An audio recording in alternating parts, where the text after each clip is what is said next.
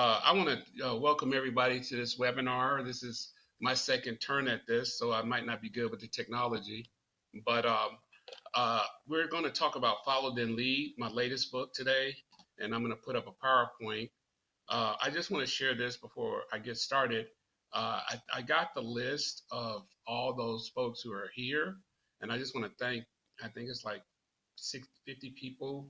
I want to thank you guys from universities from all over actually literally the world. We saw somebody from Africa on this list, and so I want to thank you for coming. Thank you for supporting this work. And thank you, Ellen, who says that she can hear me, but not loud. And what I'll do is I'll try to turn up the volume. Maybe that'll help. But I don't know why that is. So um, anyway, I want to thank everybody for coming. And Ellen, keep telling me if it's good on your end, and also turn up your speakers uh, on your computer. That may help.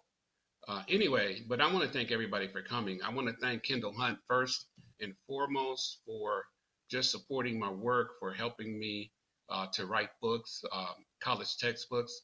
Initially, they reached out to me about did I have a book on experiential learning, because that's something that I focus on in my research, and I actually did have a book which is called the Booker T Blueprint, Experiential Learning in the Jim Crow South. And then they turned right around after that. I wasn't even finished with that first book, and they asked me if I could write a book on leadership. And actually, that was actually my focus. I teach at Northeastern University in Boston, and I teach collaborative leadership to doctoral students, as well as leadership for social justice to our doctoral program. And our program is based on this idea of social justice as being in the center of our approach to doctoral education. And one of my mentors, leaders, colleagues, friends, brothers in that is Dr. Chris Unger, who is actually on this and so supportive of me. Hello, Chris. I see you, my brother.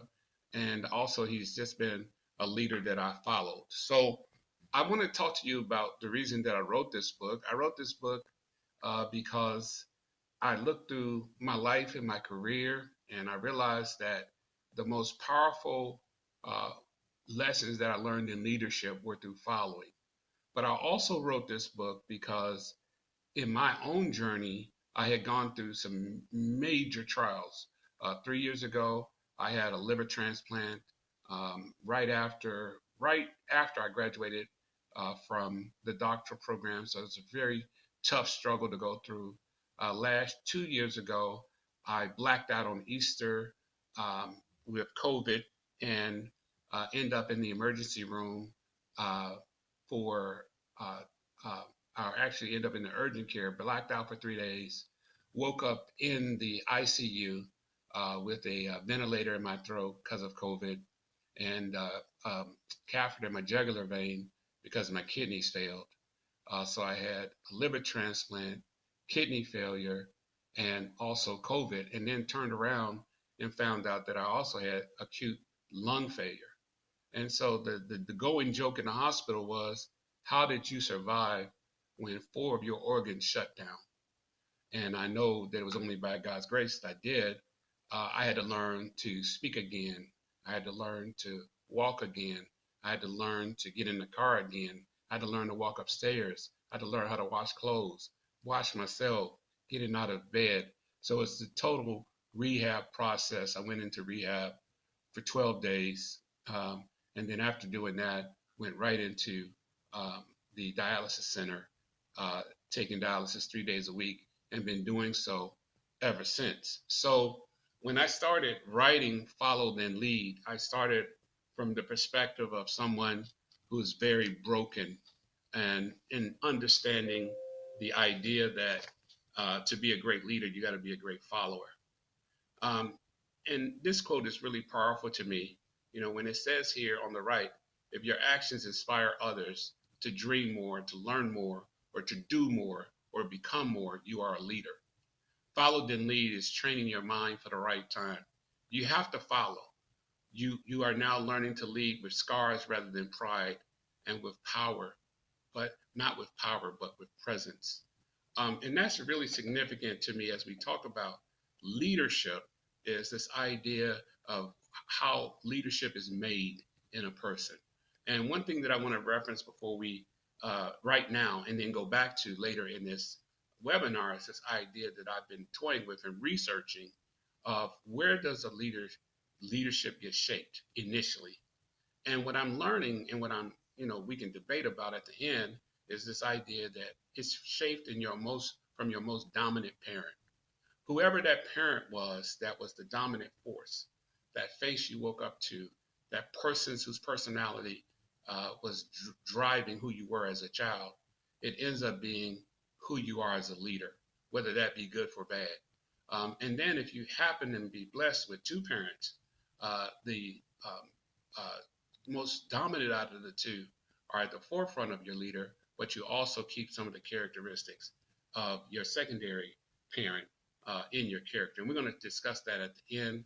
But I want to put that out to you to think about, and think about your own situation. And then at the end, I want to talk about that a little bit as we go. So the mission statement of Follow Then Lead is: Follow Then Lead is existing to empower those who have been broken, overlooked, or set aside to rise again. First as followers, then as leaders, shaped by faith, scars, and strength. Follow Then Lead is a bunch of real stories, practical tools, and spiritual formation. The book guides people from surviving to serving, and from pain to purpose, and from wandering to leadership. So that's the reason I wrote the book. It's an easy read. We're going to be using it in some of our leadership classes. But I think it's just a book that, I hope that most people could just buy. The reason why is my vision was to raise up a generation of humbled, healed, courageous leaders who have learned to follow through their pain so that they can lead others to purpose, transformation, and truth. No, I didn't write this to tell a story necessarily. My first book is a story of a great man and a great teacher. I wrote this to pastor church. And basically I was saying, if I could survive what I've been through, then you can as well.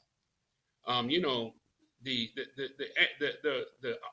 book is really about the fact that John Maxwell says that the world is drowning in leaders who have never learned to follow. And I want you to chew on that. Our young leaders are in a world where they can just get a platform. They can get out here and start leading and never have learned to follow. They prefer a platform versus posture. Anybody can go on the internet and form a podcast or create a platform themselves, and in the spirit of clickbait, have a voice. But the reality is, the great leaders of our time had a posture about them. They want influence. That's why they call themselves social influencers, and they don't really care about connection anymore. I have learned that the most powerful leaders are those who have walked through the deserts into humility and purpose, step by step. This idea of step by step is not an idea that's real popular. Oh, everything is fast now.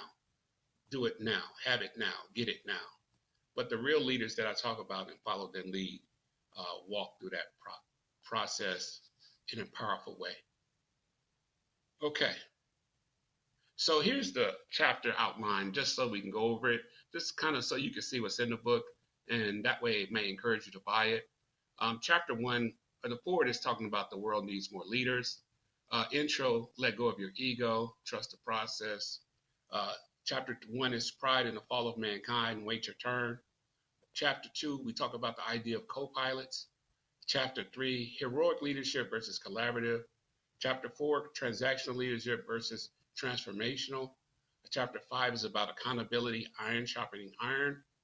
Chapter 6 is about gratitude in leadership. Chapter 7 is about servant leadership. And then chapter 8 is about the most successful leadership in the world.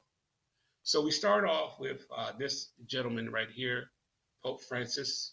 And what I want to say about him is he stood with the poorest of the poor. Therefore, there was one thing that he would be remembered for around the world globe, in orphanages and jails, in the front lines of Gaza, Ukraine, and Sudan, and in Congo, he gave a voice to defenseless, suffering, and neglected people around the world. In investigating fellowship from several viewpoints, is my hope that the reader will just really understand that these heavyweight leaders in this world came to not be served, but to serve. And when John Maxwell talks about the world needs more leaders, that's what he's talking about.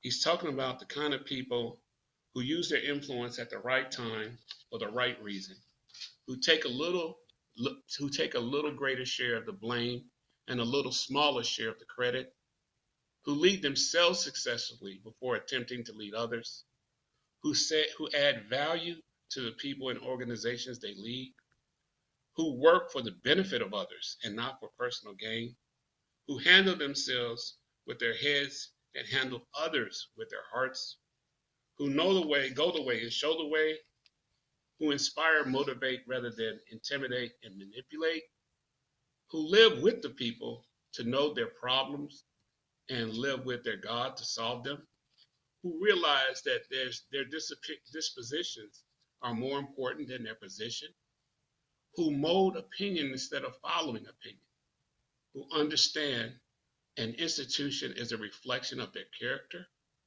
who never place themselves above others except in carrying responsibility, who will be honest in the small things as in the great things, who disciplines themselves so they are not disciplined by others, who encounter setbacks and turn them into comebacks, and who follow a moral compass that points them in the right direction instead of the trends.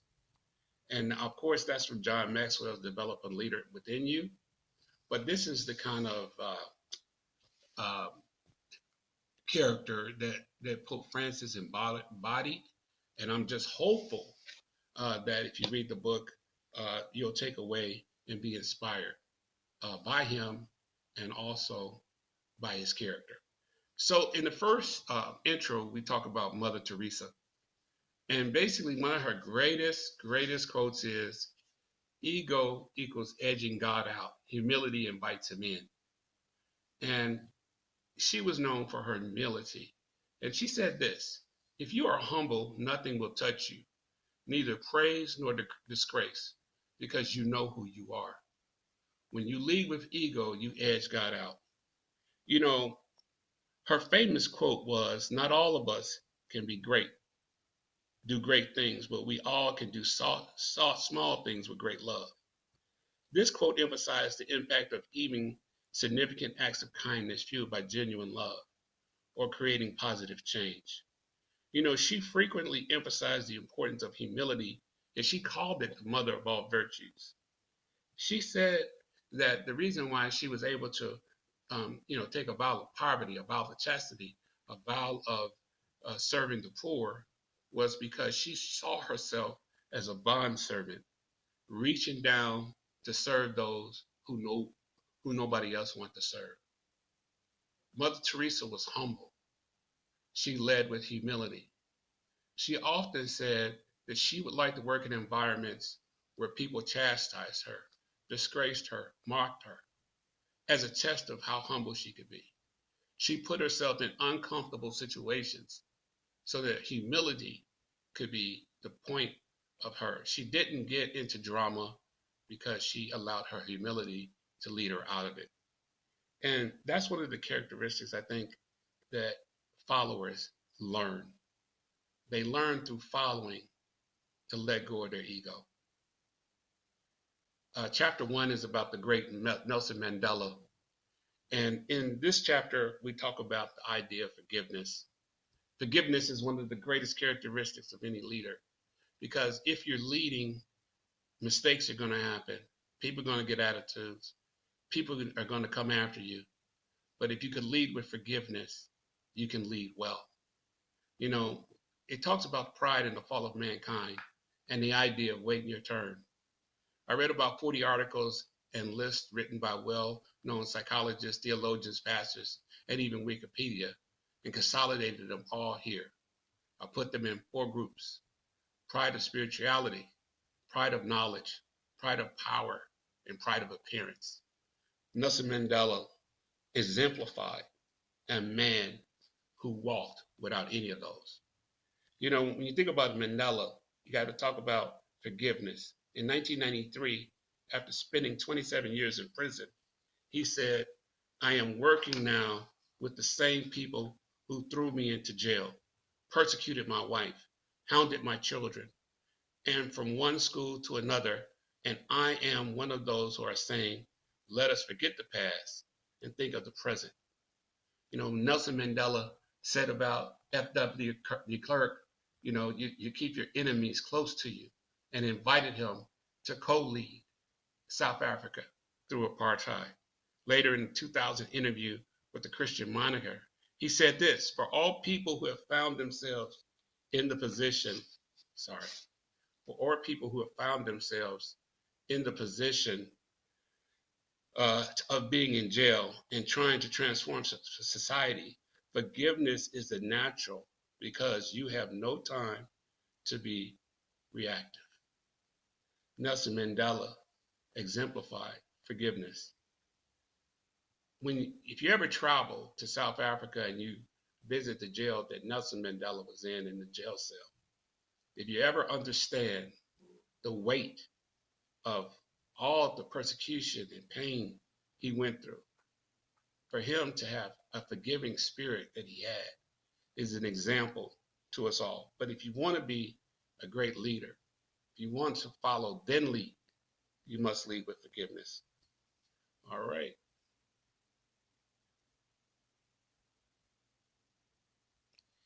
Nelson Mandela also exemplified the idea of leadership versus influence. In chapter 2, I talk about this idea of being a co-pilot.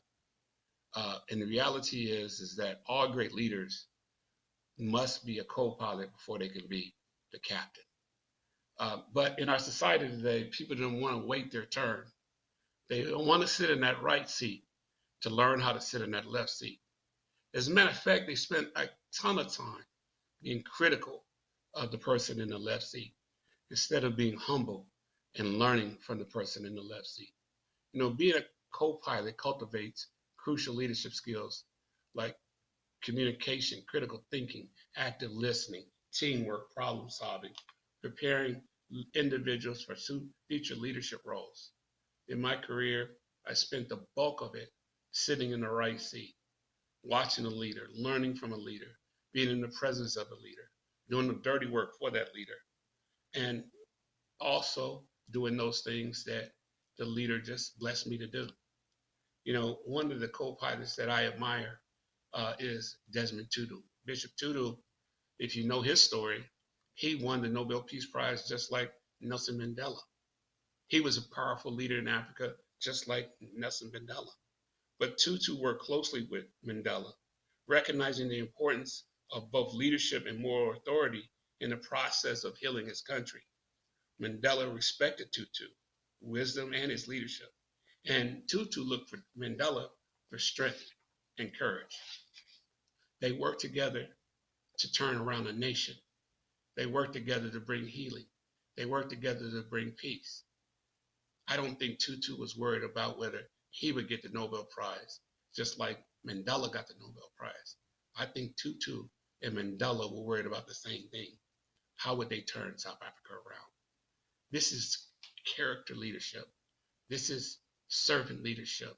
This is follow leadership. This is the power of right leadership. Chapter 3 talks about a great hero in American history, but it looks at it from a different way. It talks about heroic versus collaborative leadership. And I really believe Abraham Lincoln is an example of both. But chapter 3 is focused on the word courage.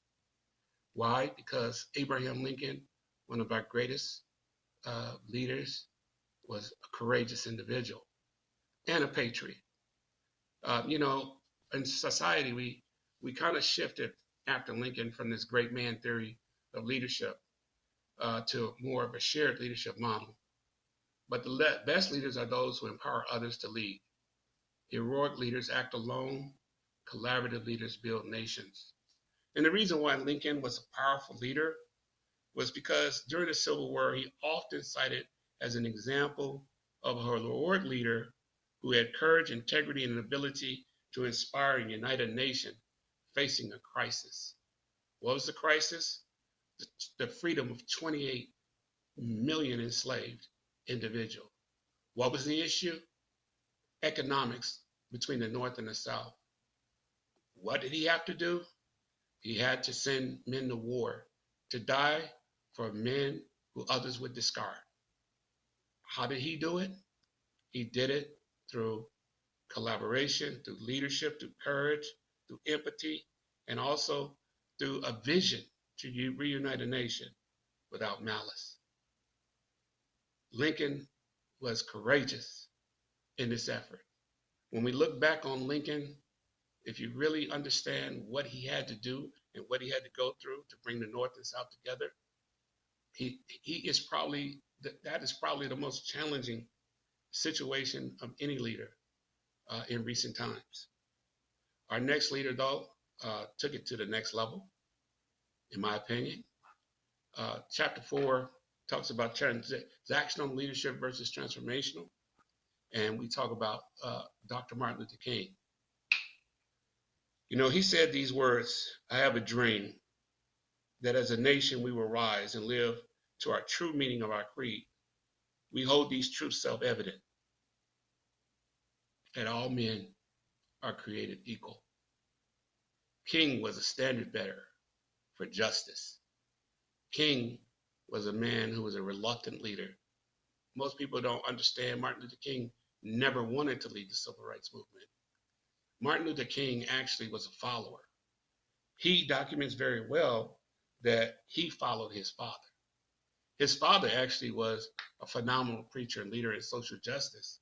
And King talks about how he actually would just prefer to sit at his feet than to lead. But he was called to leadership. And he said this, a genuine leader is not a searcher for consensus, but a molder of consensus. He says life's most resistant and urgent question is, what are you doing for others? But if you think about King at a deeper level, and I've been reflecting on him, and there's all kinds of books on his leadership, King was able to pull together many different personalities, and I'll name some of the names. Jesse Jackson, if you know anything about Minister Jackson, he's a voracious personality. Andrew Young, quiet, but a leader, mayor of Atlanta, ambassador to the UN. Ralph Abernathy, his right-hand man. One was in Alpha Phi Alpha, the other one in Kappa Alpha Psi. John Lewis, young student leader, member of Congress, and hundreds of others, and get them all on the same page and get them to work without any envy or bitterness or competition, but only around one cause. And he said this, he said, change does not roll in on the wheels of inevitability, but it comes through continuous struggle. And then he finally said that I think that my strong determination for justice comes from a very strong and dynamic personality of my father. That goes back to my first point. I have rarely met a person more fearless, courageous than my father. The thing that I admire about him the most is my dad and his genuine Christian character. He is a man of real integrity, deeply committed to moral and ethical principles. You know, not only did he love his father, but he followed his leadership. But also, you see in King's relationship with Abernathy, Reverend Ralph Abernathy, a relationship in leadership that we all should aspire to with another person. They went through everything together. You can oftentimes see pictures of King arm in arm with Abernathy. And like I said, although they were in rival fraternities, if you will, the cause and the mission of what they were trying to do was way more important than that. And they were an example of co-pilot leadership. King said this about Abernathy. It is always good to have your closest friend and associate do something good with you. And Ralph Abernathy is my best friend that I have in the world. Abernathy, while a graduate of Atlanta University, heard King preach at Ebenezer Baptist Church. In his autobiography called Burning with Envy, in his autobiography, he recalled burning with envy at King's learning and confidence, and he immediately saw King as a man with a special gift from God who he wanted to follow. In your lifetime, if you've ever had the experience of being inspired by a leader, and you look at, I had this experience in my life. I heard a friend of mine, one of my dear friends, preach at a conference, and I knew immediately that we had covenant relationship. We had sworn fellowship, and I began to follow him. I had a young graduate student tell me that even before he got to Northeastern, he prayed that he would find a leader that he could follow. He took my class, and ever since then, this young man has been following me. And it's been powerful to not only see that in my life, but to see somebody else have that in his life. And if you've had that followers experience where it's powerful dynamic, sworn fellowship between you and another person, you understand what I'm saying? It's covenant. It's powerful. It's easy. It's loyal. It's incredible. If you haven't had that, then you need to check your following. Chapter 5 is accountability. It's about accountability. If you want to be a great leader, a great follower, then following is about accountability. Every leader that I've ever followed has held me highly accountable for my character, for my actions, for how I do things. They hold you accountable. If you don't like that, then that is a sign that you may have some fellowship issues. But I would encourage you, in this society when so many crazy things are going on, get some accountability in your life. The principle of iron sharpen iron in leadership is rooted in the passage in Proverbs 27:17. It emphasizes that a leader and individuals alike benefit from mutual engagement, accountability, sharpening of skills through interactions with others. Great leaders sharpen each other through accountability and collaborations. Leaders that are sharpened by others become stronger themselves. People need people. No leader can sharpen alone. In my life, from early, I had accountability. Leaders who sharpened me. Grammar school, Miss Johnson had us write a 30-page research paper with 300 note cards, if you remember that. Held us highly accountable. High school, same thing. College, same thing. And then on into this morning, being held accountable by a leader that I respect. Chapter 6 is about gratitude. It's said that gratitude is the healthiest of all emotions. Gratitude fuels resilience and emotional intelligence. The more you express gratitude for what you have, the more likely you will have even more to express gratitude about. Gratitude is the most healthy of all human emotions. In our society today, there's a huge debate about our young people and whether they're grateful or not for all that we give them in this generation. Gratitude is not something that you can just sprinkle on somebody. Gratitude is something that you have to embed in the way you work with them. And in my work with mentoring young men and men in general, one of the things I talk to them about all the time is gratitude. I tell them constantly the two greatest words in the American language is thank you. And that should be taught everywhere. But let's talk about Jimmy Carter, because this is the leader that exemplifies gratitude, and we know we just lost him, but we know that he was known more for what he did when he was outside of the presidency than when he was in. And what fueled it? Gratitude. In 2015, the doctors told President Carter, that they found cancer in his brain. The prognosis wasn't good. Most patients with this type of cancer lived only a few years after diagnosis. The Washington Post said about President Carter that he was completely boyish in the lobby of the hospital and could almost forget that he was announced to have cancer in his brain. Carter told reporters, "What a wonderful life I have. Thousands of friends, exciting and adventurous and fulfilling life. I'm blessed beyond measure, and I'm ready to die." Wow. Give me a minute. But this is the kind of gratitude that we need to have in life. That when we reach that moment where it's our time to go. I lost 3 friends to cancer this year. And all of them were incredible, great men. The one I lost recently, Dr. Larry Wagner, was my mentor. He taught me how to be a professor. He taught me how to be a Christian. He's like a father to me.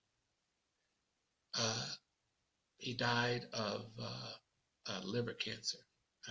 I had a liver transplant, so very close to my heart.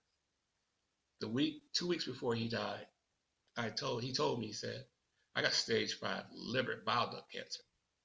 And he said, they just want me to just rest and love my family and get on out of here. And I told him, "No, you're not, that's not happening."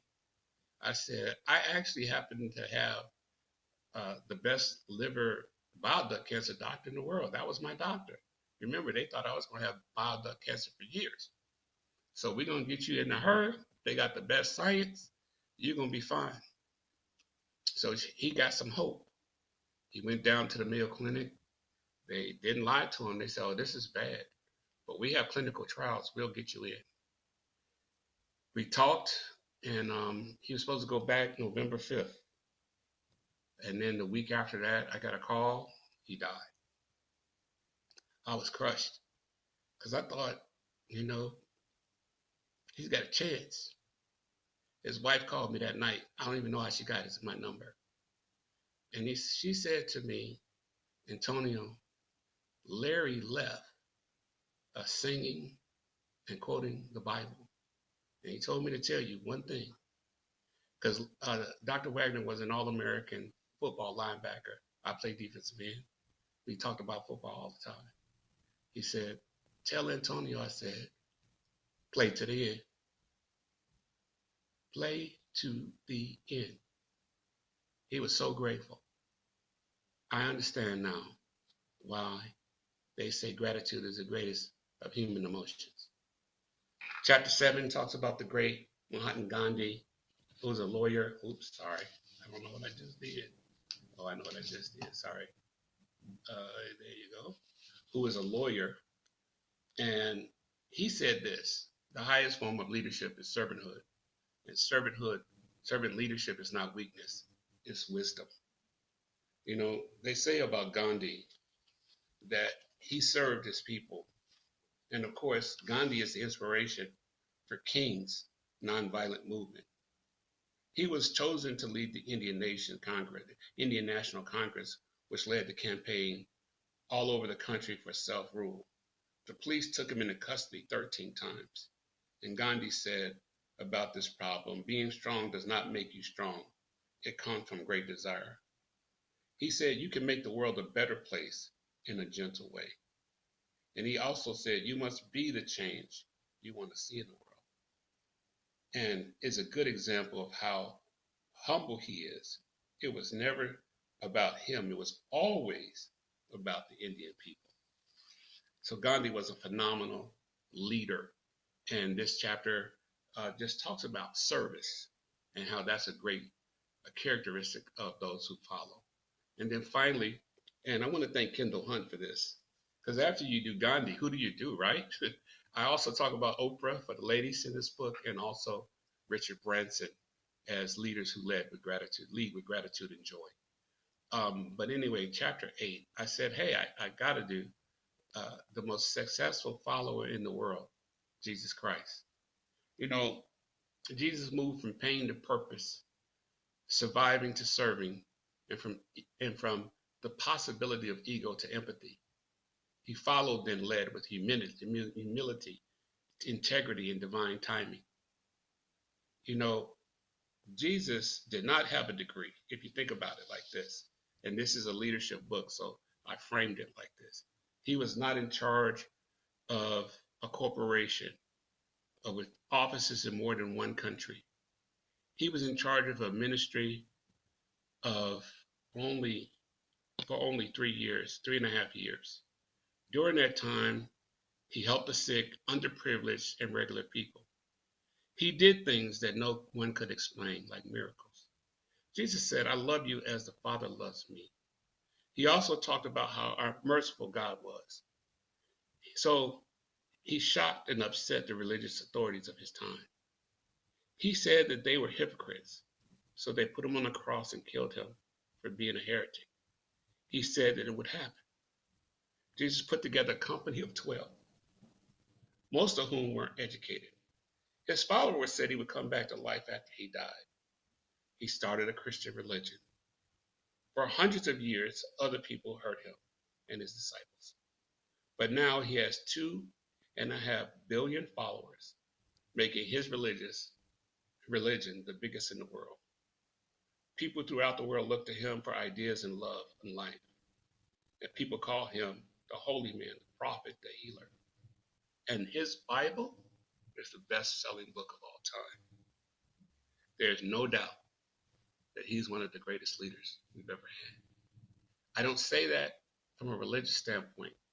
I say that from a leadership standpoint. But funny story about this picture in chapter 8. I wondered, what kind of Jesus should I put? Picture of Jesus. So, of course, I talked to Larry about it, my mentor. And Larry said, well, you can't put white blonde haired Jesus on this picture because then the brothers and sisters are going to be mad. And I shouted back at him, yeah, but I can't put the brother on here either because then I'm going to get persecuted on that side. So I said, well, what if I put the hands with the thorns in it, showing the broken Jesus? And we both said, that's it. And we sent it to the publisher. And they didn't reject anything. So when you go get the book, you'll see the hands reaching out to you saying, I love you, and saying, be a servant leader. So that's followed and lead. That's the 8 chapters. So before we entertain questions, I'm going to like to ask you a few questions. Where in your leadership do you need to wait your turn? Are you sitting in the right seat, envying the left seat and being critical, or are you sitting in the right seat learning? What does servant leadership look like in your world? The world is drowning in leaders who have never learned how to follow. But God is raising up a generation of followers who will lead the world to truth. And that's the whole reason that I wrote this book. I wrote it for the young men that I'm mentoring.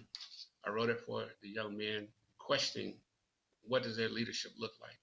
We have enough loud, arrogant, transactional leaders in this world. We need servant leaders. We need transformational leaders. We need heroic leaders.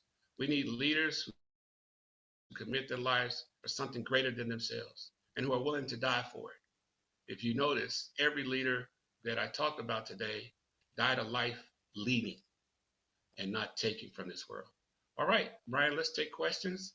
That's all I have, and we're good on time. Thank you so much. We're getting a lot of traction on play it to the end. How important that was, that your dear friend. So that was great.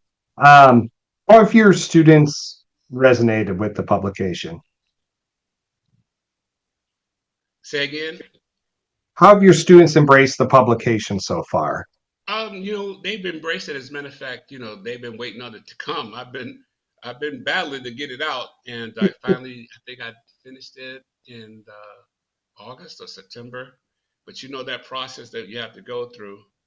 Uh, it's somebody saying my volume is low. I don't know why that is, Ryan. Why is that? I'm Is it not on your sure. end? Can you turn your speaker up on your end? Mine is turned up, You can but hear I'm me not. good though, Ryan. You can hear me well. Yeah. Yeah, I Yeah. think that's that person. But anyway, we'll keep going. All right. So anyway, so that yeah, I think it's going to be is well embraced, and a lot of doctors are asking for copies. So it's good. It's all good. Good. What does training your mind for the right time mean? It means having the so we like I said, sitting in that right seat. I don't know the co-pilots because they're flying a dangerous plane. I watched this in my trip to Chicago recently, and the pilot came out and helped me with my bags. But I didn't see the co-pilot like I wish I could do that. The co-pilot was in the right seat, getting all the technical gadgets ready for that next flight, writing down all the stuff, and the pilot felt enough secure enough to come help me with my bag and joke about how Delta was trying to be Southwest because he knew the co-pilot was handling business. It's training your mind for the right time. There's a right time to step up into the new position. It'll be clear. In my situation, just to, Dr. Unger is on this call at Northeastern. We have a standard that you can't be a dissertation chair until you serve 2 years as a doctor. And so I remember saying, I want to do that. I want to do that. And so this year I started getting the opportunity to be the third reader. I was like, great. Now that's not the first reader. It's not the second reader. It's the third. But hey, I'm just training my mind for the right time. I'll be a second reader eventually, and then I'll be a leader. But instead of wanting to move to the first slot, man, I want to watch what number one and number two do, right? I want to Hmm. train my mind for the right time. So it's a posture. Any other questions? How can one take failures and transform them into learning experience and transformation? Man, powerful question. So constantly get this question. I think failure is the greatest way to be successful. If you fall hard and then don't make excuses, but hold yourself accountable to what you did wrong, you'll be better. I remember, and I think there's a friend of mine named C-Mac on this call. He'll know this. I served as a vice president under a president, and they were talking about making me president. And I got a little full of myself, and I stopped listening and learning and started getting myself ready to be in the first chair. And then it didn't happen. Fell hard. And I asked myself, well, what was the problem? Well, the problem was is I didn't train my mind for the right time. I didn't stay number two. I was number one and a half, right? I was number negative one. And so the next time I got the opportunity to sit under president, I was number two until I was number one. It's a So great use example. failure to teach you those lessons so that the next opportunity you get, and hopefully you won't do the same thing. Okay. That's it for questions, Dr. Boyd. This has been fun. Really All inspiring right. stuff. Well, you can get the book on Kindle Hunt or on antonioboyd.net. It still goes to Kindle Hunt, but we out here. Thank you so much for coming, and this has been great. Have a great day. Thanks again.